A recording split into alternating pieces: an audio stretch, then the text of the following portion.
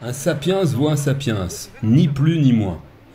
Les Maradona, Jésus, Einstein, Vinci, Musk, Napoléon et consorts, que des hommes. C'est quand même pas pareil. Ils sont tout là-haut. Une vie qui vaut plus que la mienne en tout cas. C'est de l'admiration, un truc qu'ils savent faire, moi pas. Il y a ceux qui ont du pouvoir, peu importe comment ils l'ont obtenu, ils sont plus forts que moi.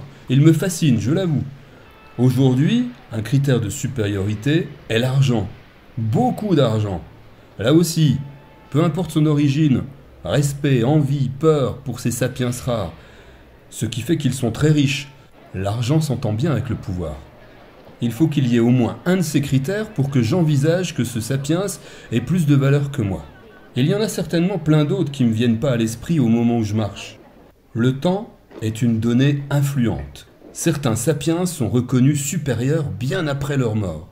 D'autres sont déchus de cette supériorité. Pour certains, ça dure depuis très longtemps. On peut dire qu'ils lâchent pas le morceau.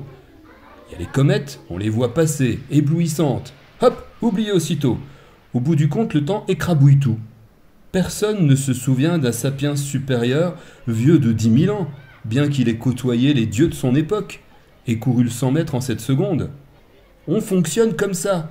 Dans un sens, ça nous arrange de les voir se pavaner devant nous.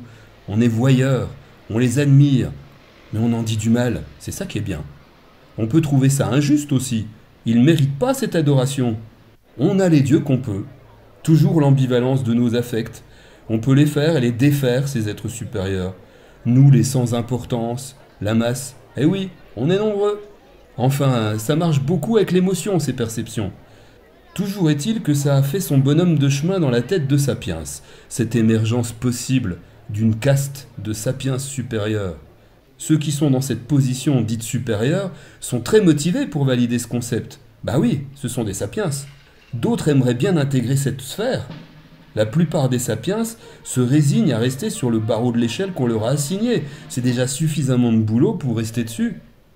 L'échelle, la verticalité. J'en reviens à ces comportements qui ont pris le dessus depuis la sédentarisation de Sapiens. Probablement déjà là au temps des nomades, mais qui s'exprimaient pas aussi clairement, moins dominant peut-être. Sapiens est un être vivant avec un cerveau tout en souplesse. Efficace pour sa survie en tant qu'espèce. Pour l'épanouissement de l'individu, on repassera. Alors, si je me mets à penser, à décortiquer cette attitude, je trouve quoi? Je mets la barre tout là-haut. Einstein. Où que je sois, on me dit qu'il y a eu un avant et un après ce génie. Ça devait être certainement une sacrée tronche.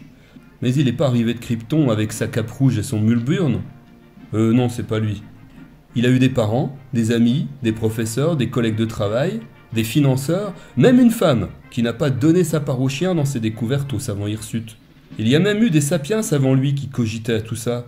Non, il n'était pas tout seul le pépère. Pas l'Immaculée Conception.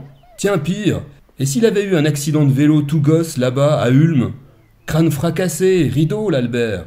Retour dans la masse des sapiens inférieurs. La théorie de la relativité générale et tout le pataquès au placard. On ne saurait pas.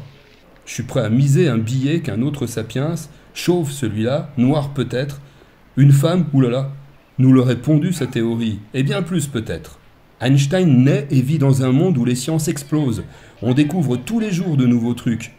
La dynamique de l'humanisme. Sapiens cherche tout et partout de son propre chef.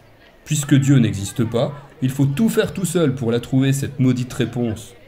Einstein est là au bon endroit, au bon moment, et ce qu'il est, un scientifique, est reconnu, valorisé. Ce boulot de scientifique en tout genre devient central dans les sociétés modernes, industrielles qui s'annoncent. Si Einstein avait vécu sous le règne d'Isabelle la catholique, on l'aurait brûlé pour ses pensées diaboliques. Pas supérieur du tout le sapiens en blouse blanche. Il est fort possible qu'un nomade qui vivait il y a 20 000 ans ait pensé cette idée d'espace-temps en regardant le ciel. Et peut-être plein d'autres sapiens ont eu cette fulgurance, cette image dans la tête de la relation du temps avec l'espace. Ils ne s'y sont pas arrêtés. C'était pas le moment. Le concept en vigueur ne correspondait pas, n'incitait pas à développer cette idée. Hop, on passe à autre chose. S'il fallait qu'on s'arrête de vivre à chaque fois qu'un truc improbable nous traverse le bocal, il y a belle lurette que Sapiens serait au tinette. Eh oui, la survie physique avant tout. Je pense à tous ces sapiens disparus. Ça en fait un paquet. Des êtres supérieurs, balayés par la peste, broyés par la guerre, tombés de leur hauteur, le crâne fendu sur un coin de mur, distraits, dans la lune probablement, enfin morts, avant d'avoir vécu. Des pertes sèches pour nous les sapiens vivants du moment. On serait déjà dans la galaxie d'Alcyonneus, pas loin de trouver la réponse s'ils avaient pu vivre. Mais non, ils n'ont pas pu nous léguer leurs idées merveilleuses, on les ignore, elles n'ont jamais existé. On attend, ça arrivera un jour prochain, sans eux. Je fais un petit exercice de détente mentale de temps en temps. Je vous donne l'astuce. Quand un sapiens supérieur me fait bien sentir que je ne lui arrive pas à la cheville, je le regarde et je me dis que s'il claquait dans la seconde, rien ne changerait. On passerait notre chemin, la vie continuerait sans lui, tout simplement.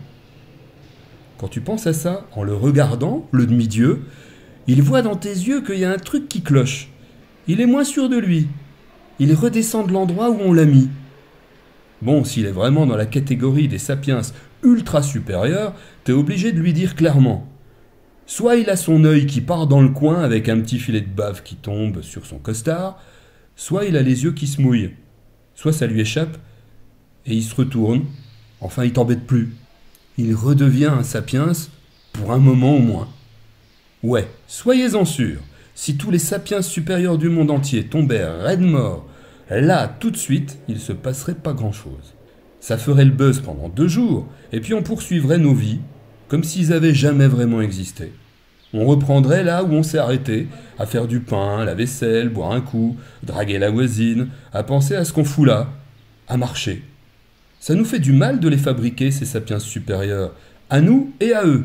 Je sais bien, c'est divertissant, rassurant sur le moment, mais ça mène pas à grand-chose cette façon de faire. On sait jamais, si ça m'arrive, faites-moi le coup que je vous ai raconté. À bien y réfléchir, je préfère le filet de bave, en espérant que ça dure pas trop longtemps. Mais je dois reconnaître honteusement que ça m'arrangerait si un sapiens supérieur existait, et qui me donnait la réponse. Je m'arrêterais de marcher enfin. J'ai bien peur qu'on ne l'ait pas trouvé, ce numéro. Pas encore en tout cas. Un sapiens vaut un sapiens, pas plus, pas moins. On en est là. Il faut faire avec.